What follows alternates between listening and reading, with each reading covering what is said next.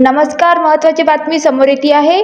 महाराष्ट्र सार्वजनिक बांधकाम विभाग जलजीवन योजना, पाणी पुरवठा योजना, जलसंधारण, जलसंपदा आदीचे कामे कंत्राटीदारांनी पूर्ण केली। मात्र गेल्या 8 महिन्यापासून देयके देण्यासाठी शासनाकडे पैसा नाही, निधी नसल्याने कंत्राटदार स्वतः जोखीमवर कामे करीत आहे। अशात अनेक कंत्राटदारांनी मानसिक स्थिती बिघडून शेवटचा निर्णय घेण्यास तयार होत आहे। याच धोरणाविरोधात राज्यातील सर्व कंत्राटदारांनी 19 ऑगस्ट रोजी आपापल्या जिल्हा स्तरावर धरणे आंदोलन केले। अमरावती जिल्ह्यातील शेकडो कंत्राटदारांनी जिल्हाधिकारी कार्यालयासमोर धरणे आंदोलन केले। मुख्यमंत्री स्तरावर स्थानिक मंत्री अधिकारीची बैठक घेण्यात यावी असे या आधी निवेदन सुद्धा देण्यात आले। या आधी निवेदन सुद्धा दिल्यानंतर शासनाने कोणताच निर्णय न घेतल्याने आंदोलन करण्यात आले। शासनाने त्वरित तोडगा काढावा अशी मागणी धरणे आंदोलनाच्या माध्यमातून करण्यात आली। धरणे आंदोलनाला अनेक कंत्राटी संघटनांनी पाठिंबा दिला।